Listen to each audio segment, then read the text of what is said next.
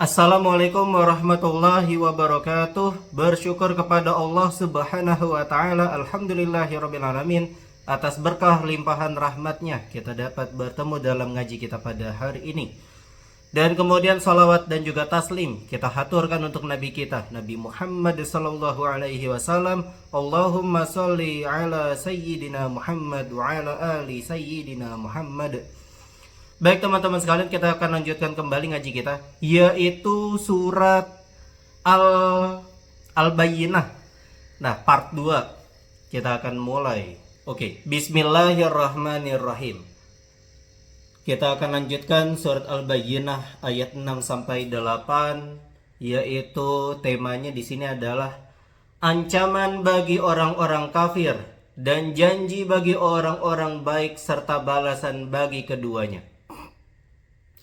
A'udzu billahi minasyaitonir rajim.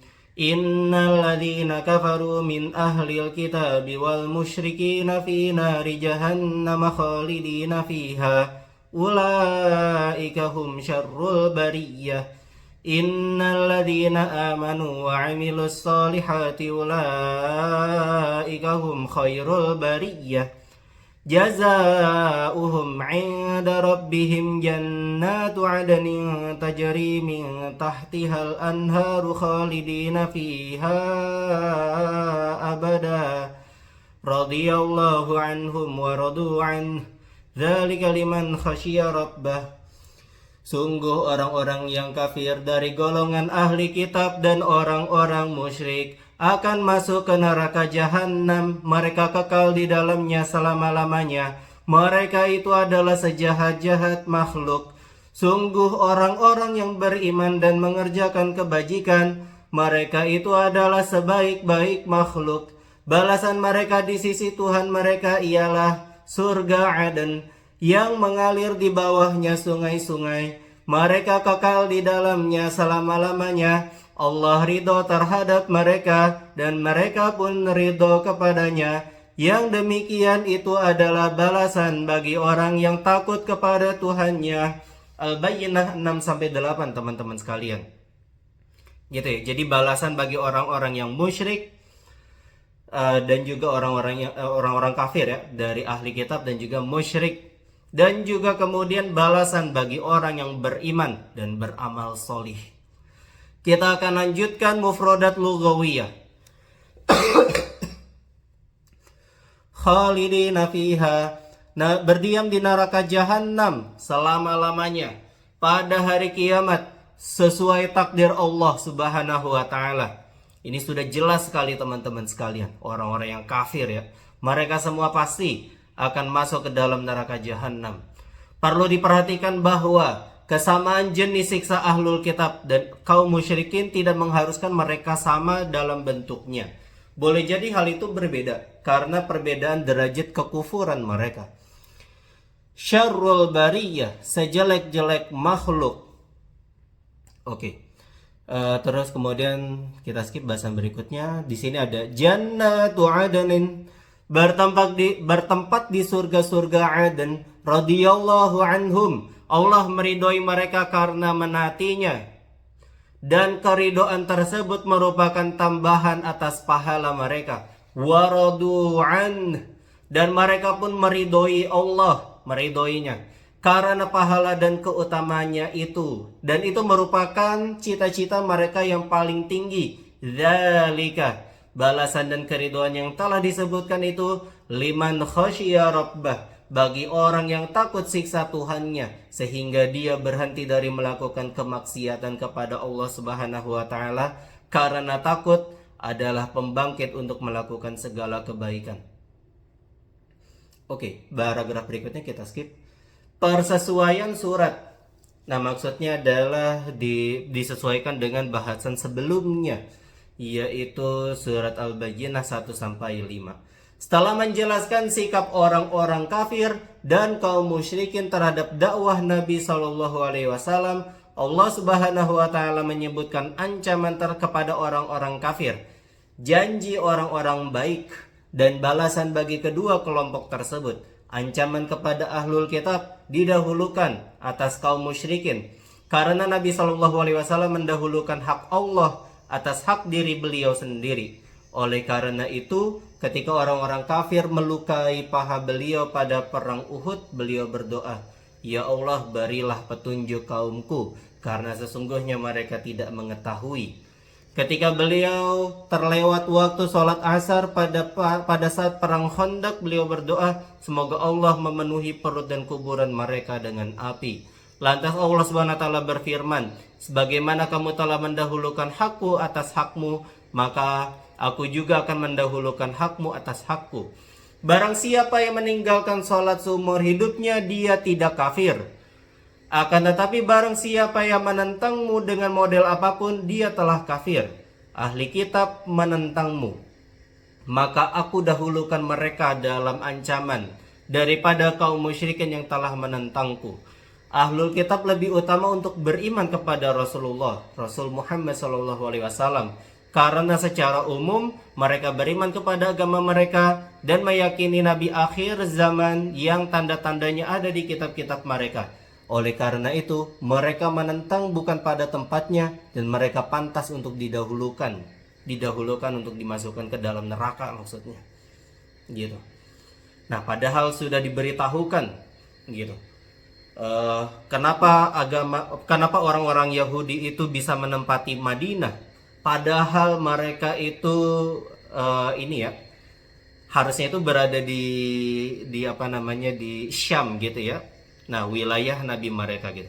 Karena tentunya mereka mengetahui bahwa kota Madinah merupakan kota hijrahnya Nabi Muhammad SAW, sehingga mereka hijrah ke sana gitu, dari Syam ke Madinah untuk menyambut Nabi Muhammad tentunya. Tapi kemudian karena hawa nafsu mereka disesatkan gitu ya. Gitu. Nah, itu mereka tahu gitu bahwa mereka kenal dengan Allah, mereka tahu bahwa Nabi Muhammad adalah Rasul dan Nabi dan Rasul terakhir gitu ya. Gitu. Mereka harusnya beriman kepadanya. Gitu. Nah, kalau kita sudah membahas sirah nabawiyah juga bahwa ada pendeta Nasrani yang bernama Bahiroh gitu ya, ketika Nabi Muhammad SAW ketika usia remaja itu ikut berdagang ke Syam gitu ya, bersama dengan pamannya yaitu Abu Thalib gitu. Nah, pendeta Nasrani ini dia tahu sekali gitu ya. Dia tahu betul bahwa inilah orangnya gitu ya, Nabi Muhammad itu. Yang ketika masih remaja itu merupakan Nabi dan Rasul terakhir yang diutus gitu ya. Gitu. Sudah ada tanda-tandanya. Oke. Nah, jadi begitulah teman-teman sekalian. Kita akan lanjutkan kembali tafsir dan penjelasan. Allah Subhanahu wa taala memberitahukan tempat kembali orang-orang kafir yang durjana dalam surat Al-Bayyinah ayat 6. Sungguh orang-orang yang kafir dari golongan ahli kitab dan orang-orang musyrik akan masuk ke neraka jahanam. Mereka kekal di dalamnya selama-lamanya. Mereka itu adalah sejahat-jahat makhluk. Sesungguhnya orang-orang yang menyelisihi kitab-kitab Allah yang telah diturunkan, para utusan Allah yang telah diutus dari kalangan orang-orang Yahudi dan Nasrani, serta para penyembah berhala, tempat mereka pada hari kiamat adalah di neraka jahanam. Mereka akan menghuni neraka tersebut selamanya, tidak keluar darinya dan tidak mati di dalamnya. Saat itu mereka adalah sejelek-jelek makhluk yang telah diciptakan oleh Allah, karena mereka meninggalkan kebenaran, dengki, membangkang. Oleh karena itu mereka akan menjadi makhluk yang paling jelek tempat kembalinya.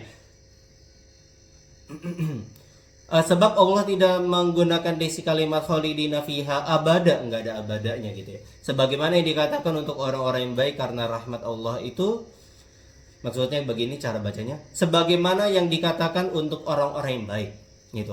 Pas di yang orang-orang baik itu adalah orang-orang yang beriman dan beramal solih, itu khalidina fiha abada, ada abadanya. Tapi kalau yang orang-orang kafir itu cuma khalidina fiha gitu. Kenapa demikian? Karena rahmat Allah itu lebih luas daripada murkanya. Hum syarrul bariyah. Kalimat ini berfungsi untuk menafikan dan menetapkan. Maksudnya mereka lebih rendah dari makhluk-makhluk yang lain. Kemudian Allah Subhanahu wa taala memberitahu keadaan orang-orang baik. Allah berfirman dalam surat Al-Bayyinah ayat 7, sungguh orang-orang yang beriman dan mengerjakan kebajikan, mereka itu adalah sebaik-baik makhluk. Sesungguhnya orang-orang yang beriman dengan hati mereka kepada Tuhan mereka, kitab-kitabnya, para rasulnya, dan hari akhir, serta beramal solih dengan badan mereka, maka mereka adalah makhluk yang paling utama, baik kondisi dan tempat kembalinya. Abu Hurairah dan sebagian ulama berdalil dengan ayat ini bahwa orang-orang mukmin yang lebih baik, orang-orang mukmin yang baik lebih utama daripada para malaikat, karena firman Allah Subhanahu wa taala, ulaika hum khairul bariyah. Kemudian Allah SWT menyebutkan balasan mereka dengan berfirman dalam surat Al-Bayyinah ayat 8, balasan mereka di sisi Tuhan mereka ialah surga Aden yang mengalir di bawahnya sungai-sungai. Mereka kekal di dalamnya selama-lamanya. Allah ridho terhadap mereka dan mereka pun ridho kepadanya. Yang demikian itu adalah balasan bagi orang-orang yang takut kepada Tuhannya. Balasan mereka kelak pada hari kiamat di sisi Sang Pencipta atas keimanan dan amal solih adalah menempati secara abadi surga-surga atau taman-taman yang mengalir air dari bawah pepohonan dan kamar-kamarnya. Mereka tidak akan pernah keluar dan pergi darinya, serta tidak akan mati. Akan tetapi mereka akan kekal selama-lamanya dalam kenikmatan surga dan akan terus-menerus menikmatinya secara abadi tanpa batas. Kata jaza, balasan, memiliki dua arti. Pertama, memberinya balasan yang banyak tanpa kekurangan. Kedua, bahwa Allah Subhanahu wa taala memberi orang mukmin yang baik tersebut sesuai kebutuhannya, karena jaza adalah sebuah nama untuk sesuatu yang cukup. Tidak ada sesuatu yang terbesit di dalam dirinya, melainkan Allah akan mewujudkannya. Sebagaimana firman Allah Subhanahu wa taala dalam surat Fussilat ayat 31, di dalamnya surga, kamu memperoleh apa yang kamu inginkan dan memperoleh apa yang kamu minta. Tajari, ini menunjukkan bahwa air yang mengalir itu lebih jernih daripada air yang tergenang. Ini itu, air sungai ya. Allah Subhanahu wa taala telah meridhoi mereka karena mereka menaati perintah, menerima syariat dan meridhoinya dengan apa yang telah Dia berikan kepada mereka berupa pahala dan karunia serta pengabulan berbagai permintaan dari apa yang tidak dilihat mata, tidak didengar telinga dan tidak terbesit dalam hati manusia. Luar biasa. Balasan dan keridhaan ini bagi orang yang benar-benar takut dan bertakwa kepada Allah Subhanahu wa taala, beribadah kepadanya seakan-akan dia melihatnya serta berhenti dari kemaksiatan sebab ketakutan tersebut. Hadirkan Allah Subhanahu wa taala dalam semua kondisi. Jangan sampai kena propaganda orang-orang sekularis yang mengatakan bahwa gak usah bawa-bawa agama gitu ya.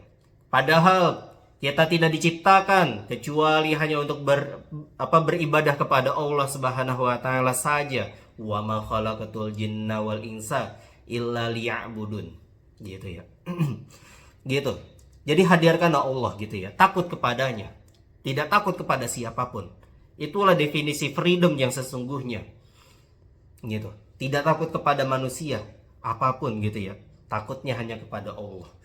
Dalam hal ini terdapat sebuah peringatan agar tidak takut kepada selain Allah dan larangan menyekutukannya dalam segala amal, serta menganjurkan takwa kepada Allah hingga amalannya menjadi ikhlas karena hanya Allah. Sebagaimana juga dalam kata tersebut terdapat sebuah petunjuk bahwasanya syarat untuk menunaikan ibadah seperti puasa dan sholat adalah takut dan khusyuk kepada Allah.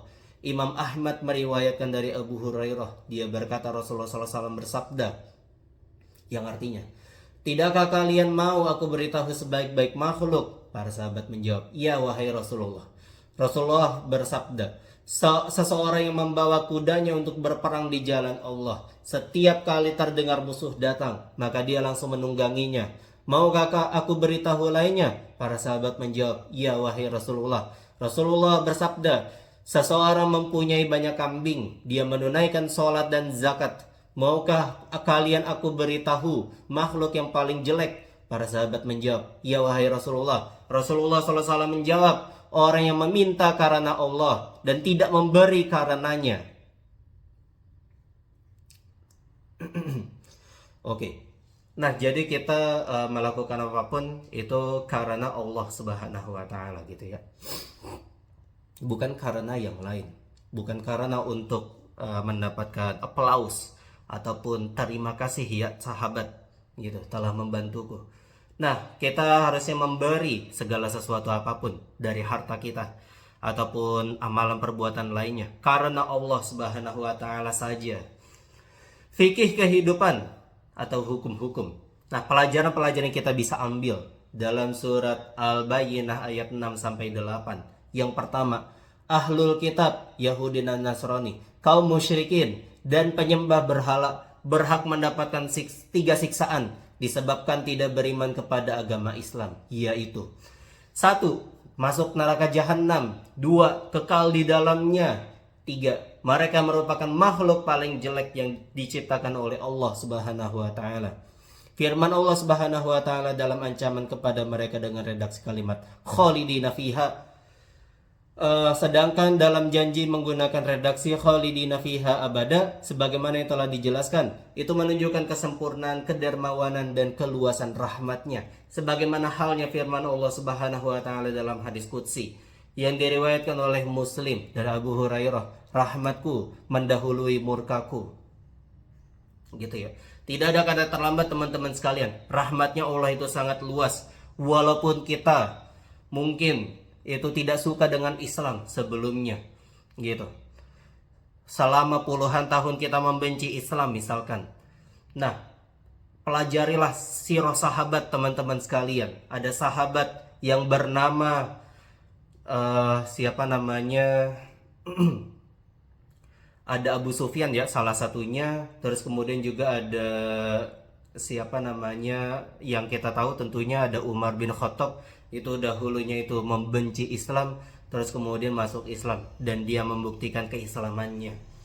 Gitu, luar biasa teman-teman sekalian. Betapa rahmat Allah gitu ya, mendahului murkanya. Nah, baik, pelajaran yang kedua adalah para ulama berkata, ayat ancaman ini khusus dalam 2 macam. Pertama, orang yang bertobat dan masuk agama Islam dari karangan mereka akan terbebas dari ancaman tersebut. Kedua, orang-orang kafir yang terdahulu tidak masuk dalam kategori tersebut karena Fir'aun adalah orang kafir yang paling jelek. 3. Orang-orang yang beriman dan beramal solih berhak mendapatkan 4 macam balasan. 1. Mereka disifati sebagai makhluk paling baik, bahkan lebih baik daripada malaikat. 2. Masuk surga Aden yang di bawahnya mengalir sungai-sungai. 3. Hidup kekal di dalamnya. Tidak mungkin orang yang masuk surga itu bisa masuk neraka lagi, nggak mungkin. Gitu. Kalau udah masuk surga pasti di dalamnya selama-lamanya. Gitu. Dan yang keempat, Allah meridhoi amalan mereka. Dan mereka juga ridho atas pahala yang diberikan Allah Subhanahu wa taala. Nah, ini penting banget nih. Pelajaran nomor 4. Ini perlu dicetak tebal. Beramal solih dan kekal di surga lebih baik dari surga itu sendiri. Dan ridho Allah lebih baik daripada surga.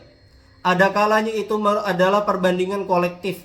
Dan kolektif yang mengharuskan pembagian secara individu atau perbandingan antar individu.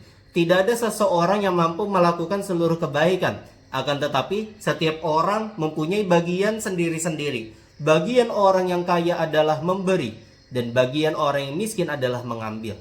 Sebagaimana jika seseorang berkata kepada kedua istrinya, jika kalian berdua masuk 2 rumah ini, kalian begini. Lantas dia membawa dan memasukkan masing-masing dari keduanya ke 1 rumah.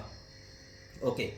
Nah, jadi maksudnya di pelajaran nomor 4 ini adalah bahwa kita beramal itu untuk kemudian mendapatkan ridho Allah gitu ya. Nah, itu lebih bagus gitu daripada mengharapkan surga. Nah, itu ya.